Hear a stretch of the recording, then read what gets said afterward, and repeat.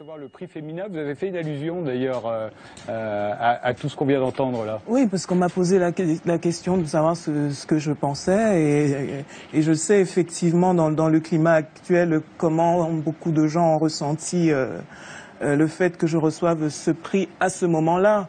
Et je reçois encore énormément de témoignages qui me le confirment. Les gens se sentent un peu vengés.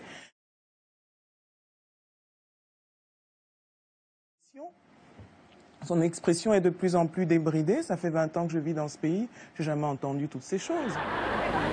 Monsieur le vendeur, je voudrais 3 grammes de pommes de terre.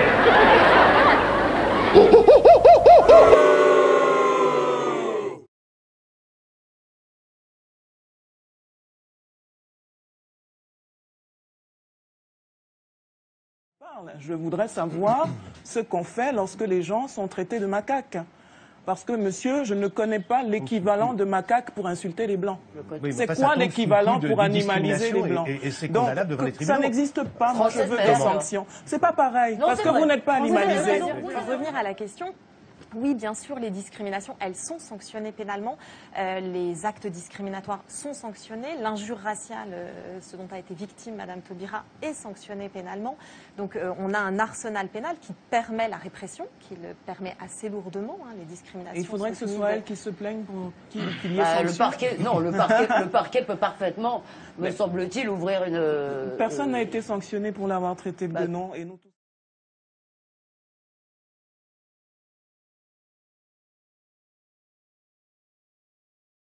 Moi, je ne confonds pas raciste et assimilationniste, par exemple. Hein. Je pense que vous parlez de gens qui aimeraient que les étrangers qui viennent épousent, je ne sais pas, le mode de vie d'ici, la culture d'ici, un peu plus. Mais on peut discuter de ça. Et donc, qui souffrent de voir le monde changer autour d'eux, leur culture disparaître, peut-être. En tout cas, être menacé, d'après eux, de disparition. Moi, ça m'intéresse beaucoup, cette réflexion-là.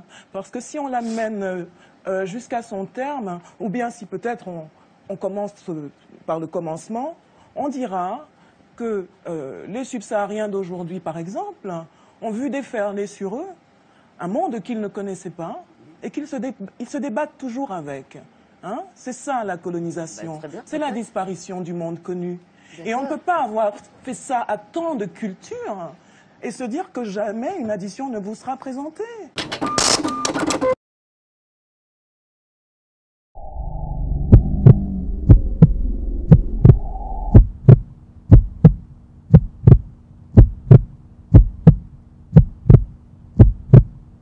Mais peut-être que c'est exagéré, mais je le dis.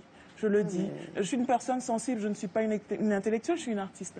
Donc je pense que je peux m'exprimer de manière un peu émotive et qu'on m'excusera, on m'excusera, on m'excusera, on m'excusera, on m'excusera, on m'excusera.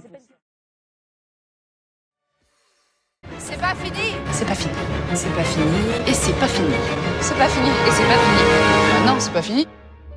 Que les gens, que vous ayez peur d'être minoritaire culturellement. N'ayez pas peur de quelque chose qui va se passer. Ah bon? Ça va se passer. Non, mais n'ayez pas peur de ça parce que ça va se passer. Mais vous savez, ça s'appelle une mutation.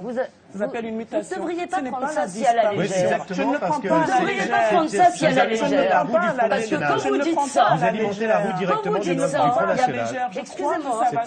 Vous vous rendez pas compte des conséquences de vos propos. Que l'Europe va lutter, qu'elle est en train de lutter. Et que, effectivement, cette transformation peut être effrayante pour certains, mais ils ne seront pas là pour voir l'aboutissement.